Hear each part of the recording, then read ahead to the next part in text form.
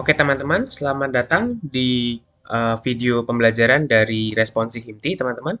Hari ini kita akan belajar mengenai computational physics, bagian bagaimana cara kita menginstal Python Power Electronics. Kalau misalkan teman-teman belum install ya, sama bagaimana cara kita membuat circuit design yang sederhana gitu ya. Nah, oke.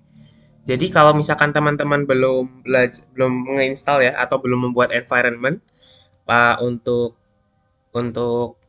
Python Power Electronics-nya kalian bisa download di sini ya teman-teman ya. Untuk materinya, untuk kayak penginstalannya. Dan ini bisa buka di sini juga untuk menginstal Anaconda-nya ya. Nah, itu kalau misalkan kalian install Anaconda, kalian install sendiri ya. Nah, yang hari ini aku mau praktekin adalah bagaimana cara kita menginstal ini semua ya, membuat environment yang baru. Nah, kita masuk aja kalau misalkan teman-teman udah install Anaconda-nya, kita masuk ke Anaconda Prom. Oke. Nah, di sini kita tunggu dulu sampai dia keluar ya untuk komen lainnya. Nah, di sini udah ke-load ya untuk komen promnya. Nah, sekarang kita mau adalah kita mau membuat environment baru dengan cara menulis conda create terus minus minus name. Nah, terus namanya kalian mau apa? Misalkan aku kasih nama responsi himti gitu misalkan. Himti. Nah, aku enter ya terusannya. Nah, oke. Harusnya sudah kebikin ya teman-teman ya. Oke, ini tinggal kalian tunggu aja. Harusnya nanti sudah seperti ini. Kalian akan dipilihin jawaban di antara Y atau N. Kalian pencet aja Y. Terus kalian enter lagi. Nah, harusnya sudah terbuat ya untuk environment-nya. Nah, sekarang kita copy paste aja komen ini, teman-teman. Jadi kita mau aktivasi untuk environment-nya, teman-teman. Jadi kita install aja Honda Activate, terus nama environment kita Responsivity. Kalau misalkan teman-teman besok lupa, nama environment-nya apa? Kalian bisa aja langsung Honda info minus minus env ya. Nah, itu dia akan display semua yang environment yang kalian udah buat ya. Di sini lihat ya, aku ada 3 environment. Nah, kita pilih aja yang Honda yang environment responsi underscore himdi gitu ya. Nah, sini aku mau masukin aja Conda Activate ya berarti ya. Conda Activate responsi underscore himdi. Aku enter. Nah, sekarang kita udah ada di kayak environment-nya si responsi himdi teman-teman. Nah, selanjutnya di sini kalian harusnya udah punya folder baru ya. Nah, ini aku udah buat ya folder di dokumen ini. Nah, harusnya kalian udah punya ini. Ini yang harusnya kalau kalian tadi install di ini ya, di yang installation yang PPE tadi ini, kalau nggak yang bawahnya ini tadi, salah satunya dia akan install zip gitu ya. Nah, dia akan kasih zip, di dalamnya ini ada banyak ya. Dan kalian harusnya udah punya ini, environment. Ini kalau misalkan kalian nggak punya, nih aku tampilin aja, kalian boleh copy aja. Oke, selanjutnya di sini kalian klik aja ke atas ini ya. Terus kalian copy, Ctrl C. Di sini aku kasih aja di sini kita tulis aja cd terus aku kasih directory-nya. Jadi cd itu apa? Cd itu adalah change directory gitu ya. Kita mau move si environment-nya biar dia itu ke directory yang ini. Terus aku enter. Nah, sekarang kita mau install requirement yang tadi ya. Nah, ini requirement ini itu sebenarnya adalah sebuah kayak dependensi-dependensi atau library-library yang akan kita install gitu ya. Nah, caranya gimana? Ya udah kita tulis aja conda install minus minus file. Aku kasih nama filenya requirements.txt. Terus aku enter. Nah, ini harusnya dia nunggu agak lama ya. Nah, ini dia mau install dulu. Kita tunggu aja ya. Nanti aku skip kalau udah keinstall atau ada perubahan gitu ya. Nah, oke. Tapi sebelum aku skip, ini aku kasih ini ya. Ada tulisan Y atau N. Kalian pencet Y lagi. Terus enter. Nah, ini dia akan install. Kita tungguin aja teman-teman. Oke, nah selanjutnya kita sudah install semua ini ya. Jadi udah install Python, setup tool, sama SQLite. Nah ini biasanya kalau kayak teman-teman belum pernah install tuh biasanya lebih banyak ya yang diinstal ya. Jadi tunggu aja agak lama nggak apa-apa. Nah tapi sekarang ketika udah selesai nih, udah muncul komen lainnya lagi. Nah sekarang kita pindah lagi nih directory teman-teman. Kita masuk ke simulation interface, terus kita copy yang di sini. Kita sekarang mau change directory lagi. Aku cd aja, kasih directory. Nah, harusnya udah ke change directory-nya. Oke, selanjutnya kita mau ini ya, mau aktivasi si manage.py ini gitu ya. Nah, kita mau yang kasih yang namanya migrate gitu ya. Nah, jadi aku tulis aja Python manage.py. Jadi aku mau kasih filenya yang mana mau aku apa mau aku ubahin atau mau aku edit gitu. Terus aku kasih aja make migration digabung ya. Jadi ya, ini aku perbesar aja mungkin biar jelas. Make migrations spasi simulations. Aku enter. Nah, harusnya dia akan agak nunggu bentar ya. Nah, ketika sudah keluar komen lainnya lagi ya, sekarang kita tinggal tulis saja Python manage.py migrate. Aku enter aja. Nah, ini harusnya cepat ya. Nah, setelah gini, berarti environment kita tuh udah siap, teman-teman. Nah, sekarang yang kita perlu lakukan adalah kita mau run servernya. Caranya, Python manage.py run server. Aku enter. Nah, dia akan nunggu bentar. Nah, nanti dia akan kasih ini ya, link ini ya. Link HTTP bla bla bla bla ini kalian copy aja. Misalkan aku mau masukin ke Microsoft Edge aku gitu ya. Kasih aja ke sini, aku enter. Nah, harusnya kalau kalian udah bener, itu kalian kebuka halaman seperti ini. Nah, kalau mungkin belum benar, kalian bisa ulangin lagi ya. Atau mungkin kalian pindah directory yang lain dan seterusnya gitu ya. Kalian bisa coba-coba sendiri. Nah, oke, sekarang kita mau bikin simulationnya. Kita mau bikin sirkuit sederhana, terus kita running gitu ya. Nah, oke, di sini aku pencet aja create simulation. Nah, di sini aku bikin aja mungkin misalkan session apa mungkin aku kayak kasih let's say basic circuit gitu. Nah, di sini aku kasih basic circuit. Nah, di sini terus kalian ini kalian nggak usah bawa apa-apa yang ini kecuali yang terakhir. Directory with circuit files itu kalian ambil dari folder di mana kalian mau simpan kayak gambar-gambar kalian, terus nanti ada circuit filenya dan seterusnya gitu ya. Nah, kalian klik di sini aja, kalian copy, kalian tempelin di sini, teman-teman. Nah, terus aku pencet Save Simulation Parameters. Nah, ini caranya kita buat simulation baru gitu ya. Nah, terus kita pencet aja Back to Main Page. Nah, di sini ada 5 opsi ya.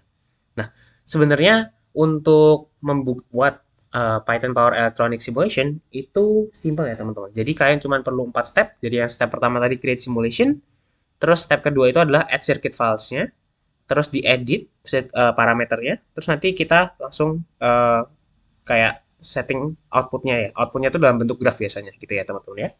Nah, oke. Di sini kita mau bikin dulu aja deh circuit filenya. Nah, di sini udah kebikin ya test filenya.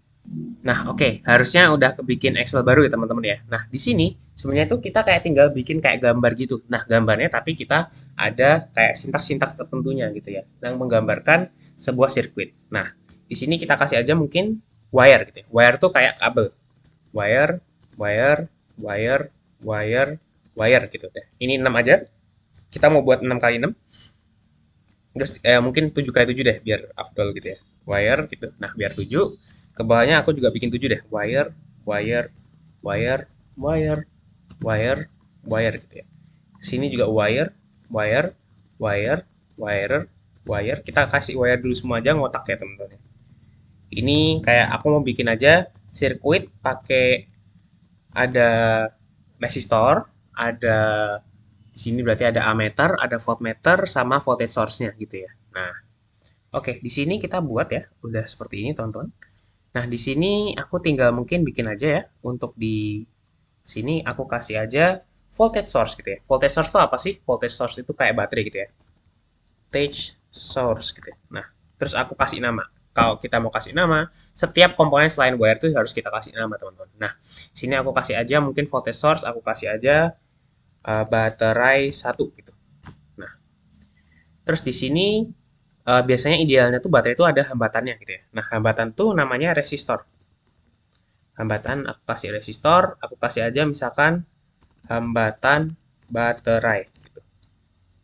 Nah, di sini udah aku bikin ya untuk resistornya. Nah, mungkin di sini nih aku biasanya itu mau kasih ammeter gitu ya. Ammeter itu buat apa? Ammeter itu adalah alat yang digunakan untuk mengukur arus ya. Jadi kita mau mengukur arus totalnya itu dalam rangkaian seberapa besar gitu.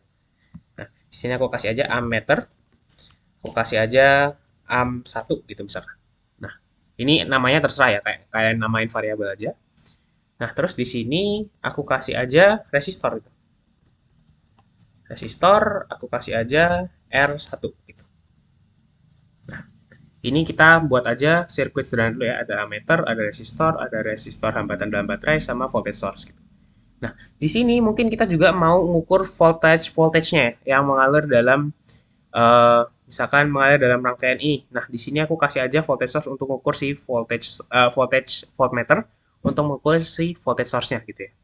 Nah, di sini aku kasih wire, wire, wire, aku kasih wire, wire, wire, wire, wire gitu ya. Nah, kenapa aku kasih seperti ini? Nah, kalian juga perlu belajar kayak di basic circuit ya, bahwa ammeter itu harus dipasang seri. Kalau voltmeter itu harus dipasang paralel ya dengan apa yang kita mau ukur. Jadi kan kalau nggak salah voltage meter itu dia tuh mengukur kayak beda potensial antara dua titik. Nah, dua titiknya itu dihubungkan dengan paralel ini gitu ya. Di sini aku kasih aja voltmeter, kasih aja volt 1 gitu. Nah, ini aku udah save ya, tapi kita tuh nggak mau save-nya tuh dalam bentuk XLSX ya, atau nggak mau dalam bentuk Excel gitu ya. Nah, di sini kalian klik aja untuk file, ke save as nih ya, ke save a copy nih, boleh nih save ke copy. Nah, kalian pergi ke directory yang kalian tadi pilih ya. Di sini aku tuh harusnya ke responsi mana nih? Nah, responsi config, aku pergi ke session 1 basic. Nah, di sini aku kasih aja uh, responsi 1 gitu. Nah, di sini kalian pilihnya yang ini ya, CSV, delimited ya. Jadi jangan salah, bukan CSV yang UTF-8, jangan yang ini, tapi kalian pilih yang CSV, delimited ya. Nah, kalian save aja. Oke, harusnya udah ke save teman-teman sekarang kan. Nah, ini kalian harusnya seperti ini aja. Nah, ini kalau dalam rangkaiannya ini, usahakan kalian tuh harus ada cabang ya teman-teman. Biasanya dulu aku sempat dulu nyoba nggak ada cabang sama sekali, bener-bener kotak. Itu dia kayak error gitu ya. Nah, oke, anyway, kita lanjut. Nah, oke, kita sekarang pergi ke responsi config, ke CSV-nya gitu ya. Nah, CSV-nya teman-teman, ini harusnya udah terbentuk seperti ini ya. Nah, mungkin teman-teman ada itu ya, ada kayak mungkin beberapa, kalau ini aku buka pakai notepad ya. Jadi kalau kalian mau buka pakai notepad, kalian klik kanan aja, terus kalian pencet open with notepad gitu ya. Nah, ini beberapa dari kalian mungkin ada yang masih komanya ini itu jadi titik koma gitu ya. Nah, ini kalian bisa ganti settingan itu dengan kayak cara ganti, kalau nggak salah tuh namanya change delimiter from semicolon to koma ya, to koma gitu. Nah, itu kalian cari sendiri aja gitu ya. Nah, kalau misalkan kalian masih gini, kalian nggak mau ubah gitu ya, kalian mencet aja Ctrl F. Nah, kalian cari aja semua yang titik koma, replace with koma gitu ya. Terus kalian nanti replace all. Nah, tapi karena ini aku udah koma, ya udah aman gitu. Yang harusnya yang benar tuh koma ya. Oke. Kita lanjut ke Python Power Electronicnya lagi. Nah, kita pencet aja add circuit file, choose path-nya, terus aku kasih aja ke yang CSV-nya tadi, aku kirim ke Python Power Electronicnya, save circuit file. Nah, harusnya kalian nanti ada tulisan seperti ini. Jangan lupa setiap kali kita udah import gitu ya, kita pencet proses circuit schematic gitu ya. Nah, mungkin di sini ini kalau kalian mau cek apakah ada error atau enggak, ini circuit do not have any detectable errors ya. Nah, biasanya tuh yang muncul di sini itu errornya tuh kayak kalian kayak misalkan tadi ammeter nggak dikasih nama, terus ada kayak yang sintaks penamaannya nggak jelas gitu ya. Itu dia bakal error gitu ya. Nah, ini di sini dia kita perlu note juga ya bahwa kayak resistor R-nya itu harus besar, voltage source R-nya sama S-nya itu harus besar karena dia itu kayak case sensitif gitu ya. Oke, kita lanjut back to main page. Nah, sekarang kita ke edit circuit parameter. Nah, ini ada cara yang kalian bisa ganti satu-satu nih ya, edit parameter. Nah, tapi aku pribadi sukanya itu pencet ke export parameter nih, teman-teman.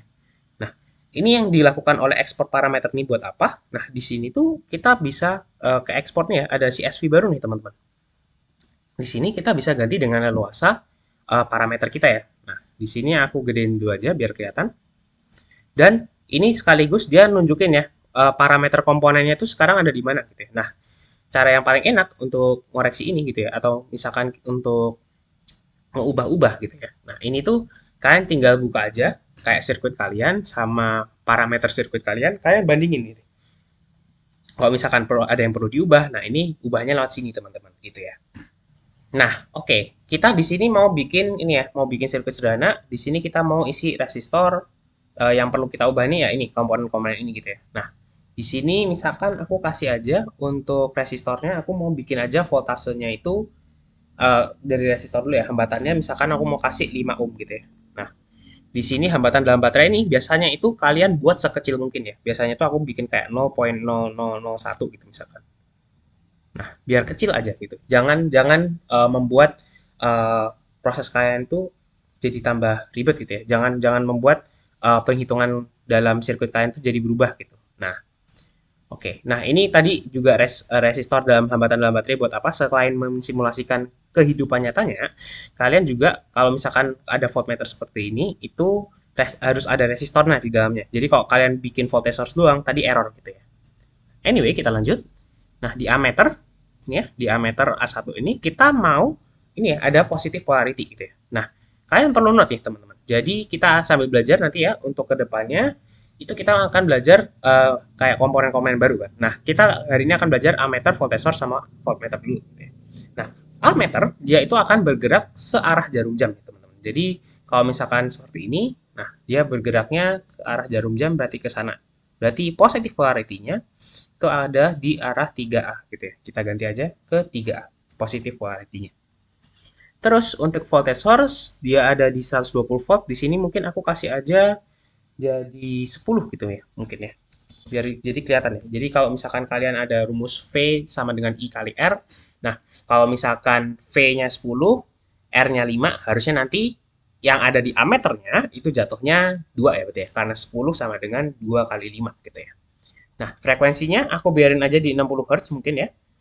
Nah, di sini aku nolin aja karena di sini kita mau buat arus AC ya, teman-teman ya. Karena pertama ini ya. Jadi kita nggak mau sentuh-sentuh DC dulu, kita mau sentuh AC dulu ya. Nah, oke, di sini ada positive polarity juga. Untuk ammeter sama voltage source itu sama ya. Jadi kalau misalkan ammeter ke atas atau ke searah jarum jam, nah kalau voltage source juga searah jarum jam, berarti ke kiri atau 7C gitu ya. Di sini harusnya udah 7C juga, aman ya berarti ya. Nah, di sini ada juga voltmeter. Di voltmeter ini, itu rated voltage to be measured-nya aku kasih aja 1000 gitu ya. Buat apa? Biar tambah kelihatan gitu ya. Kayak pergerakannya, atau kayak lonjakan listriknya gitu ya. Dan positive polarity-nya untuk si voltmeter ini adalah berlawanan arah jarum jam, teman-teman. Jadi kalau berlawanan, berarti dia geser ke sini ya. Kalau misalkan arus dari sini, dia akan putar balik kan. Nah, ke arah sini dia naik lagi. Nah, di sini kalian harusnya yang berlawanan dengan arus jarum jam itu adalah 10B ya, teman-teman ya. Karena harusnya kan seperti ini untuk masuknya ya. Nah, di sini berarti dia arusnya masuk, nah dia keluarnya ke arah sana gitu ya. Jadi dia wire-nya ke 10B gitu. Kita ganti 10B, harusnya udah aman. Nah, kita save ya. Jadi bukan lebih ke arah searah atau berlawanan arah jarum jam, tapi lebih ke arah arusnya itu dia dari voltage source ini dia masuk ke sini terus dia putarnya harusnya ke sana kan. Nah, intinya voltmeter itu yang perlu kalian tahu adalah kalau arusnya ke sana berarti dia itu kebalikannya, berarti ke sini. Sedangkan kalau ammeter sama voltage source itu harus searah ya. Jadi 3B 3A tadi sama di 7C gitu. Nah, oke kita lanjut teman-teman. Kita masukin ke parameternya tadi ya. Nah, caranya gimana? Kita choose file aja. Tadi make sure ya, kalian udah save ya. Ini harusnya kalian udah save. Ctrl S aja. Nah, kita tutup aja dua-duanya. Terus kita choose filenya. Upload param. Terus kita upload. Nah, harusnya dia auto keganti semua ya. Kita back to circuit list. Back to main page. Dan view output. Kalian harus pencet run ini. Nah, kalau tadi misalkan kalian nggak tambahin kayak resistor di voltage source dan seterusnya untuk mengukur voltmeter itu nanti errornya tuh di sini teman-teman gitu ya. Nah, anyway kita lanjut add plot terus aku kasih aja basic plot gitu ya. Di sini aku kasih basic plot, aku pencet start plot. Nah, di sini waveform legendnya tuh ada dua ya. Jadi yang alat pengukurannya itu bakal muncul di sini. Misalkan ammeter aku kasih aja arus total gitu. Terus aku save waveform aja. Sama di sini aku kasih voltmeter voltase baterai gitu misalnya. Voltase baterai. Aku save waveform. Nah, dia harusnya udah ke sini. Kalau udah semua yang kalian mau udah, pencet aja dan gitu ya. Kalau misalkan kalian mau bikin more than one plot, kalian pencet aja ke sini, bikin lagi gitu ya. Anywho, kita lanjut. Masukin aja, ini ada Xzoom sama Yzoom. Nah, buat apa sih gitu ya? Nah, sebenarnya kalau kalian pencet plot ini, itu harusnya kalian langsung udah dapat diagram ya. Coba ini ya, aku pencet plotnya. Nah, ini harusnya di sini ada nih, basic plot.png gitu ya. Ini yang nanti kalian kumpulin gitu ya. Nah, ini harusnya udah ya, seperti ini. Nah, tapi ini kan kayak tamu kecil banget gitu ya. Nah, di sini gunanya untuk si X-zoom sama Y-zoom itu buat ngegedein gitu ya. X-zoom itu buat ngegedein dari kanan ke kiri, kalau Y-zoom itu buat ngegedein atas ke bawahnya gitu ya. Nah, mungkin untuk X-zoomnya ini aku kasih aja 0 sampai 0 poin ya, harus pakai titik 0,5 misalkan, atau 0,2 deh gitu. Aku plot. Nah, di sini harusnya kita udah muncul baru. Nah, seperti bisa yang dilihat ya. Jadi dia tuh lebih kalem ya untuk gelombangnya gitu ya. Ini lihat aja voltase baterainya 10. Nah, harusnya di sekitar ini ya. Kalau misalkan kita bagi 5, ini di sekitar 2 ampere gitu ya. Nah, harusnya itu yang kalian perlu lakukan untuk porsi PPE-nya kalian pas UAS nanti ya. Kira-kira seperti itu. Tapi mungkin nanti lebih ribet dengan komponen yang lebih banyak lagi gitu ya. Nah, tapi general idea seperti itu. Nanti kalian tinggal lakukan analisis berdasarkan PPE kalian gitu ya. Oke, itu aja untuk materi yang basic ya, untuk materi basic circuit dan Anaconda installation. Semoga dapat membantu. Kita lanjut ke sesi berikutnya ya, teman-teman. Nama aku Nathanael John Gautama and see you next time. Thank you.